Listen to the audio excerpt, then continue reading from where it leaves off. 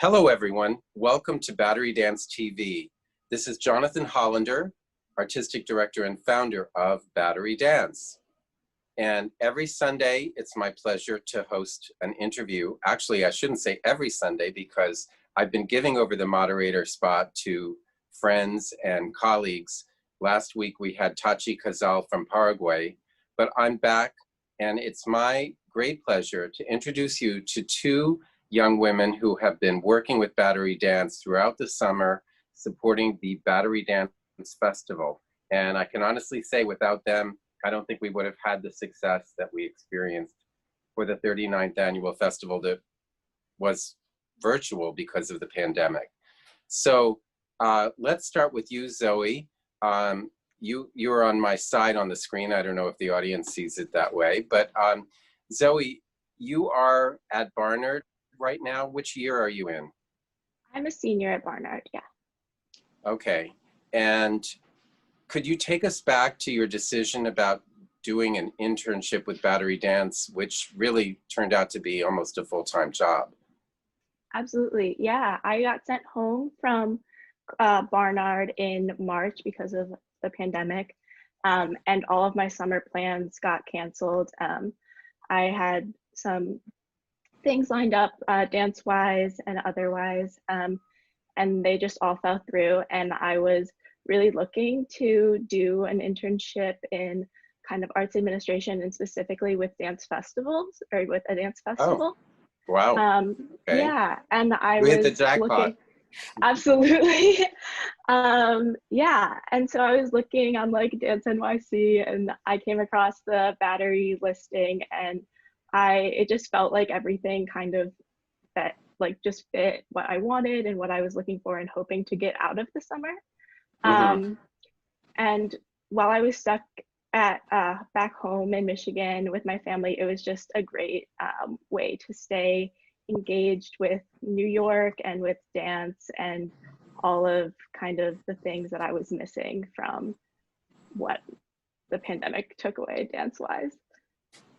Very, very, yeah. Well, amazing synergy that you were able to find us and we were able to find you as well. Gabrielle, you're at Yale. Tell us about your process of finding Battery and joining us for the festival and beyond. Mm-hmm. Yeah, so similar to Zoe, I had some things lined up for the summer, which got canceled due to the pandemic. So I was in New York City in March, not at school, and looking to work in dance and arts administration, because that's something I'm really interested in pursuing, specifically working with dance festivals. Last year, I was at Jacob's Pillow Dance Festival for a month, and then I'm creating a dance festival at Yale. So I wanted to kind of see the behind the scenes of a dance festival. So when the opportunity came to work at Battery Dance, it was truly incredible. And I think both Zoe and I have been able to experience we've had so much responsibility because it's such a small team, and we've been able to have so much one-on-one time with you and the Vice President Ahmad because of this virtual platform. So that's truly been a highlight. And then also I'm taking a leave of absence from Yale this semester. So I've been able to continue working for Battery Dance, and that's been really incredible. Well, it's so lucky for us that we have the two of you. I'm so interested that not only as dancers that you were interested in arts administration, but that you were both interested in festival management, because that's maybe that's a new trend. It hasn't been that easy for us to find people who were, engrossed or, really inspired by the whole idea of festival management. So it's really great to hear. Zoe, back to you. Tell us about one of the most challenging moments that you may have had this summer during the work up to the festival.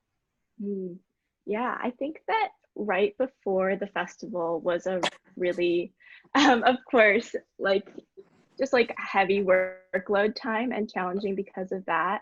And on top of that, I was moving back to New York. So all of those things combined, but I was writing a lot of emails and doing a lot of marketing things, which is also new to me. So it was a really challenging time, but also I think I grew so much in that time because I was given such an opportunity to transfer my writing skills that I've like gotten in college to this like new kind of arena that I'm super interested in pursuing, like Gabrielle was saying earlier. And I just think because of all of that, I don't know, it was stressful and challenging and super worthwhile and pushed me to definitely work hard. Could I also say a little scary? A little scary for sure. It felt like a huge responsibility to send an email to like 7,000 people, but Yeah, I mean, fear was definitely a factor at Battery Dance during the especially the last weeks leading up to the festival and the days of each festival when things went online and we were sort of holding our breath as that countdown happened on YouTube. What about you, Gabrielle? What were some of the key moments for you? Yeah, definitely the lead up to the festival. I think because everything was so last minute and we were gathering and compiling all the materials pretty much up until hours before they premiered, I felt this pressure of having to post immediately as soon as the materials came in. And then also, I think it was a struggle creating a long-term marketing campaign when we were getting the materials so late, and also when we were adding new companies and we kind of had to shift the schedule so many times. But it's definitely an important skill to have learned working on the spot under really short timelines. Yeah, I've been running this dance company for 45 years and the festival for 39 years, but it was all new this year. I mean, we really had no idea going into this how to run a film festival, which is essentially what it became. Although the element of shooting live at Robert Wagner Park was really remarkable. Zoe, tell us about those days when you were out there at the park. yeah, those were some incredible days. It was really the first time I had seen dance live since like like March, which was its own element of like almost like surreal moment of like seeing people perform again. And on top of that, like getting to meet everyone in real life in person, not over Zoom for the first time. It was like very kind of like emotional almost to like be back in New York, be with all these people that I've been working so hard with over the summer. And then on top of that, be like in the midst of filming and working with all these dance companies for the festival. So it was a really great time, and again, very like stressful and challenging in its own way. But yeah, just lots of surreal moments, I think, that week. Gabrielle, you were working sort of hand in glove with Deborah Corrales on the social media campaign, and yet I guess you've never met her in person. Is that correct? So what is that like in terms of working so closely with someone that you've never met live? Yeah, I mean, working with Deborah was really incredible. I learned so much from her. It's interesting. I mean, I guess I've never met anyone on the Battery Dance team in person because I was unable to attend the screening of the filming. So it's definitely weird because I feel so close and connected to all of you, yet we've never actually met in person. I know it's there are a lot of people in India and other countries around the world who are chatting with me on Facebook or Instagram or even emails that I've never met, but there's this sort of false sense that I know this person. And I mean, of course, we've had sort of 5 days a week, sometimes more communication, with this type of virtual talking. One of the big topics right now for the arts and for everyone is what is going to happen. What is New York City going to be like? How will life come back? Will it ever be normal again? So Zoe, you're actually here in New York, right? Mm-hmm. So how does it feel to you to be up at 116th Street and yet not engaging in the buildings and the built environment of Barnard? Yeah, it's been a little crazy also with that. I've been going back every week to get tested, and that's really the only access that we have to campus, which is wild to like walk past all these buildings that I've spent 3 years dancing in and living in for some of the time and all of that, and just not be able to like actually engage with them, or even seeing like my professors in the studios on our Zoom dance classes and being so close. Are they Zooming from the studio? Yes, most of the time our dance teachers, or for the dance classes, our professors are teaching from the studios, and we're taking from our apartments and homes. Right, cross the floor becomes quite a challenge, right? Yes, of course. So Gabrielle, what about you and the Yale campus and your, you know, how you feel about interacting with the architecture and the humanity that was your class and the university environment? Yeah, it's definitely been a different experience not taking classes, but still living in New Haven, very close to campus. I Since I'm not allowed technically on campus in the gates, I've been trying to find ways of feeling the Yale community, like where I'm allowed to go. So I've been teaching dance classes outside of the big Beinecke library, in this beautiful area, and people are working on their computers. And then I come with my tap group and we bring our tap boards and just tap. And then I've been teaching in a parking lot behind my building. I've been teaching jazz classes. So we're still finding ways to connect with each other and create art outside of distance with masks. But it's definitely been an interesting.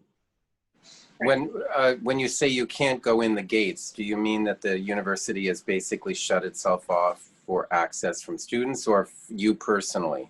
Me personally, because I'm not enrolled. The students who are enrolled are able to go into all of the residential colleges, work in the courtyards. So I'm able to go like, outside of the main library, across campus, but I'm not allowed in the residential colleges. That's so interesting. That must feel like you're segregated in some way. A little bit, because it almost feels like, yes, I'm a part of the Yale community, but I'm a little unwelcome. What about the other dancers that are part of the dance department? I mean, what percentage of students are actually enrolled or not enrolled? Yeah, so most of the people in the dance and theater scene are unenrolled, and a lot of them aren't in New Haven. So the dancers that I'm working with are primarily like majors and non-dance related people.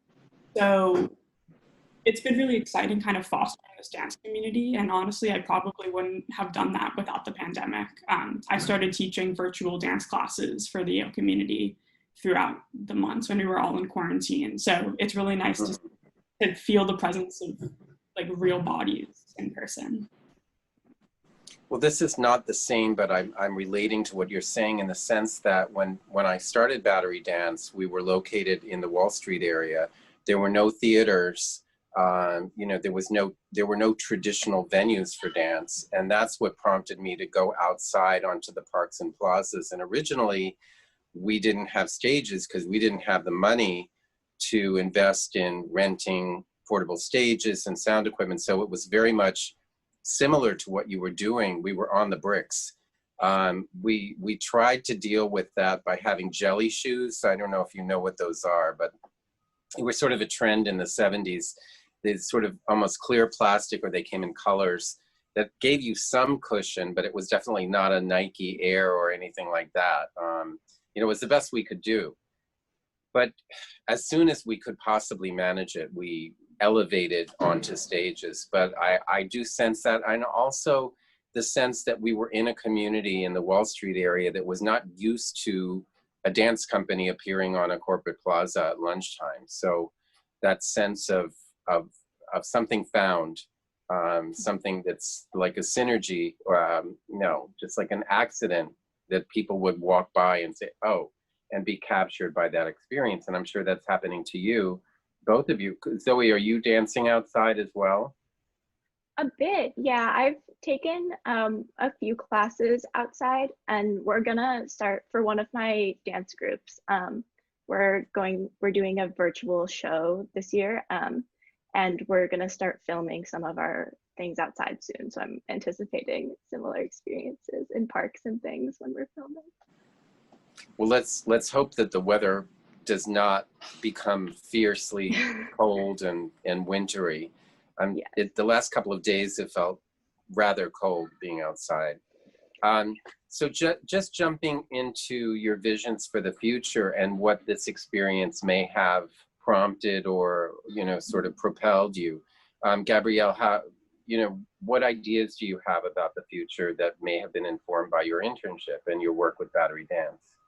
So I'm creating a dance festival at Yale through the new Student Arts Center called the Shoresman Center. And we have an artist in residence, Dormisha, who's an incredible tap dancer. And I'm so grateful that we're able to work with her.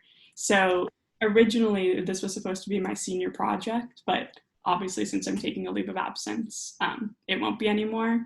But this internship has helped me so much because I've been able to kind of see what happens behind the scenes for a dance festival, and I'll be able to apply it in the future. Especially the dance festival will be focusing on vernacular dance forms, so tap dance, jazz, Lindy Hop. So I'm going to take everything I've learned and apply it to the dance festival. That's wonderful. It's great that that's going to happen. And what about you, Zoe? Do you think that you see next steps coming from this?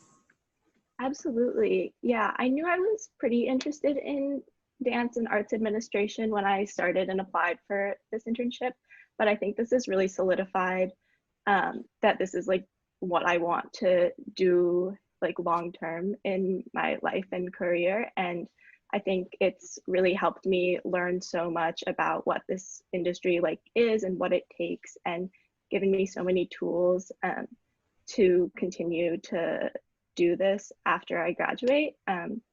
And yeah, I think it's been so helpful in kind of shaping how I'm seeing my future. Well, I'm glad we didn't scare you off, both of you. I mean, trust me, there were some really hairy moments in this process. Going back to March 13th, which was the last day that Battery Dance dancers and administrators and managers met together. We thought August was safe. We thought we would be back on, with an outdoor festival. We thought maybe we would even be the first in New York to do that because of our outdoor venue. But of course, that is not the case. And so everything is new. Everything was new. So in a way, I think maybe your internships were richer than they would have been because we, the professionals, so to speak, we were learning it new at the same time that you were. I mean, of course, we had years and years of background on, the fundamentals, but the element of innovation and newness, I think actually we benefited from your youth and the fact that you're so fluent with all of the apps and tools and virtual experiences that we might have been less proficient with all of those things. So thank you both for your incredible, invaluable support of the Battery Dance Festival. And going forward, now Battery Dance Festival Plus has been the last few weeks, and who knows what the next episodes will be, but certainly your participation is invaluable, and I can't thank you enough. Thank you so much, Jonathan. To work for Battery. Absolutely.